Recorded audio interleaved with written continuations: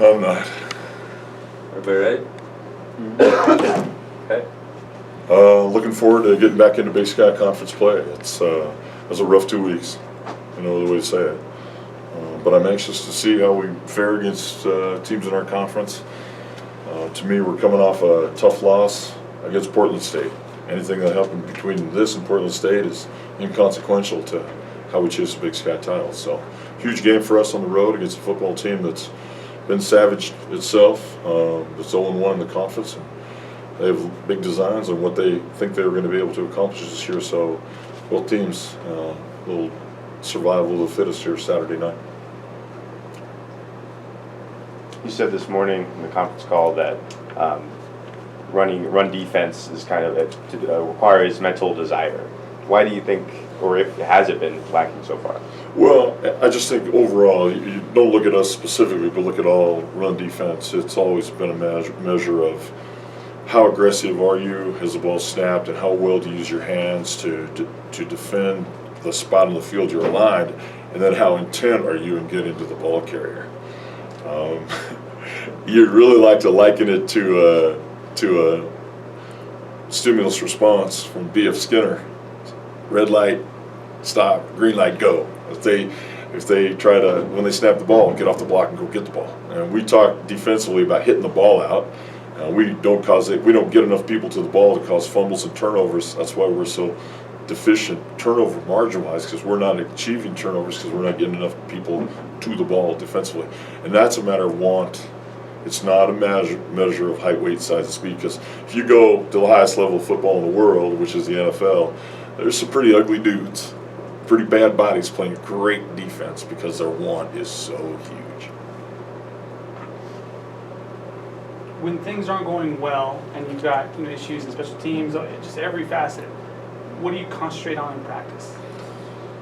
Well, fundamentally, we'd like to have our guys dress right. We had 2 starters forget their shoulder pads. So, just to begin with, that trip down to Las Vegas was fraught with tremendous adversity, self-imposed. We lost 3 players in 6 plays Wednesday night. Brock, Hagan, and Matt Lewis off our PAT team. And all of them had a deleterious effect on our ability to be competitive on Saturday night. So it's not necessarily what you're working on in practice, it's don't injure yourself. And I don't mean injure by getting hurt, but just don't do lame stuff. And then our equipment guys didn't take the extra pair of shoulder pads.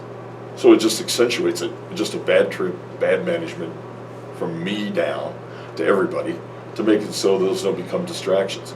And a good football team minimizes the distractions. Whether the distractions are mommy or my girlfriend or how things are going, you minimize the distractions so they're able to focus on the present. We didn't focus on the present. And the one play that typifies that was that Micah Breland made a wonderful big-time play on a 4th down stop after they went for a fake punt. And on the sideline, there was one guy who was excited about it. And I showed the team the video of it. And that the one guy, not any other coaches, not any other equipment guys, not any player that was on the sideline was excited or realized what had happened except for that one guy. So we've got to have more situational awareness to how to play our sport, not just block and tackle. Who was happy? Me. My video of it. Wes, am I wrong? Wes, am I wrong? One guy. It was embarrassing. I showed it to the team on Monday, and I said, if we're going to play like this, let's don't play. Because we make a big play in a critical part of the ball game. Micah Breland, who has not made a big play ever in his career, now makes the one play that catapults his career forward, and only one guy enjoys it? Come on, we got to enjoy our sport. It's a sport. We're playing a game. Was that part of the problem, though, when you're in the midst of losing? It's hard to keep the enjoyment. Oh, I don't know if it's hard to keep the enjoyment. I just think we don't have a situational awareness as a football team. I've taken some things for granted as a head coach that our guys were up through the hump, that we were over this part in our program. No, we're not. I had to go back on Monday and have a sideline decorum training session. We actually practiced cheering Monday night. I'm sorry, I'd like to know more about the sideline training decorum. Where do you sit? What do you do when you're not in the ball game? Where do you stand? where do you move during the game? A couple times during the game on Saturday night, we were calling for players who should have been in a certain area of the bench area, and they're completely on the other end. At 1:35 a.m., I opened up my the elevator to go down and get my wife because she couldn't find her hotel room because the hotel was so complex. So I get out of bed, pull on my gear, go downstairs, open up the elevator door. There's one of my players standing there with 2 bags of barbecue. So we have more issues than just blocking and tackling Saturday that are all corrected now. We'll play much better this Saturday. Like Cal Poly, the game last year, one of the best football games that I've seen, one of the best atmospheres that I've seen. They played a brutal early part of the schedule for them. What do you see? You watch them on tape this year. Are they still the same pound it out, let's try and beat you down physically type team that we saw last year? Yeah, they lost to Arizona State 28-21. It's 21-21 throughout the bulk of the game. Their running back and quarterback situation is outstanding. Their offensive line plays great. They've given us some huge plays defensively with bad eyes early in the game, and they have suffered the ignominy of being behind by 2 scores, which is for an option team is almost a near catastrophe. They did it both against Northern Iowa and against Montana State. So a 2-score lead really is, they don't like. And if we can get a 2-score lead, then obviously we got a shot. But we've got to take an attitude a lot like, we consider ourselves a fast-paced, high-paced, scoring efficient offense. We've got to be able to go through the game and play like TCU did last week, 750 yards in 1 punt. We punt a bunch of times Saturday night. This week we can't be successful. So the onus is on the defense to play as well as they can. We know we're a little wounded defensively. We were wounded before the season, as the season began. Before we got to September 1st, we knew what our situation was. We'd lost 2 starting all-conference caliber players, along with a guy who was projected to be a starter at defensive line who was ineligible. So that's 3 starters. We lost a backup linebacker that's a great player. We've lost a backup running back now that's also a great player on kick teams. Those have had a deleterious or just a tremendous adverse effect on our kick teams all the way down to the bottom. So we know kick teams are wounded. So offensively, we've got to pick up the slack because we have 9 starters back on offense. And for us to win the way we won last year is to get a 2-score lead and then hang on for dear life because they're come storming back. And what happened to us last year, that was disappointed me last year, is that we didn't keep up the offensive pace. We ended up scoring on our first opening drives, get a 2-score lead, and then we punted 6 times. We will not win on Saturday night if we punt 6 times. We will not win. We cannot punt the ball in this offense. It's crazy. TCU can do it. We can do it. Texas Tech can do it. We can do it. Our goal offensively is to score every possession, period. We're getting into too many times where we have to punt the ball. We're not averaging enough in our run game. We're not punching anybody off the ball. We are not able to convert on 3rd downs. We're one of the worst teams in the conference on 3rd down. And 4th down, which is a go-for-it deal in our situation, we're like 3 out of 12 on 4th down.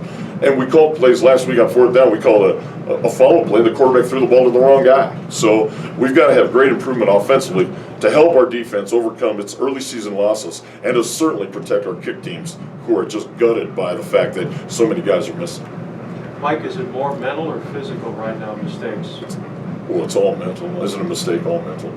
It's all physical. If it's a physical mistake, that's commission. I don't worry about that. But the critical errors, our number 1 goal this week, on Monday we said, reduce critical errors. And we've got veteran players making critical errors. That's my responsibility.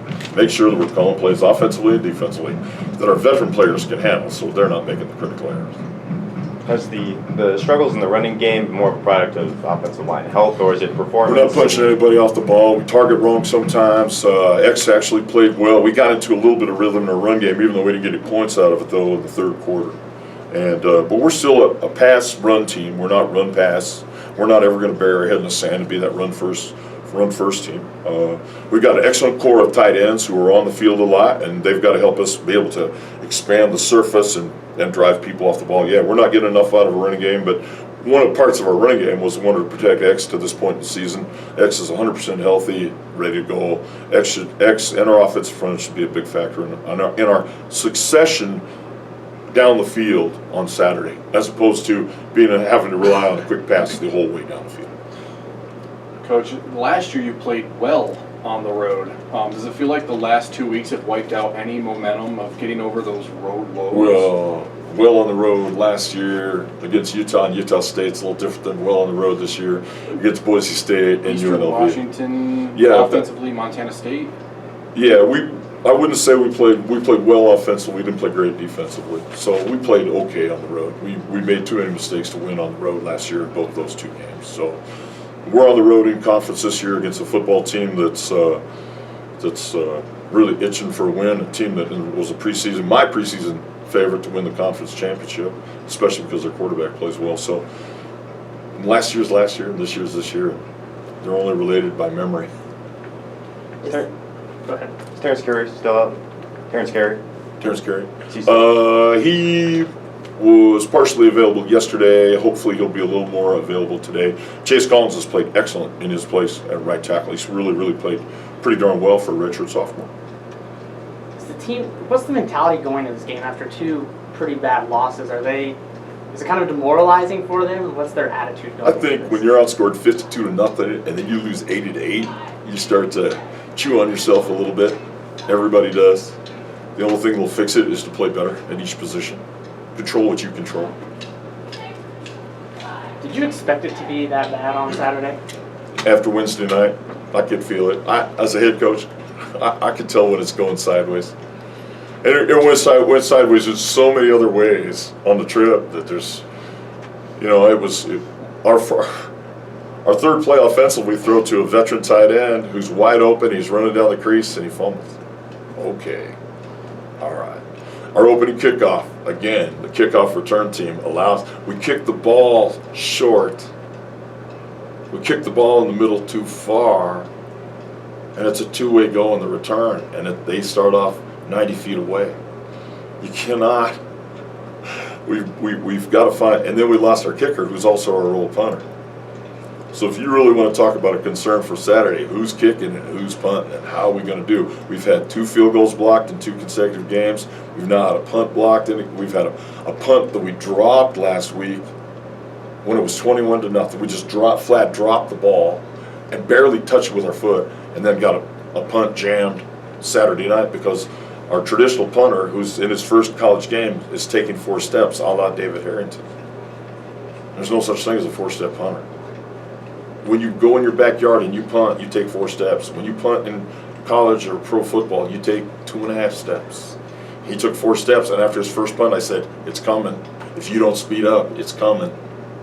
I hate to feel like I'm a prophet, but I could smell it coming because you can't pass block all the way back to the punter.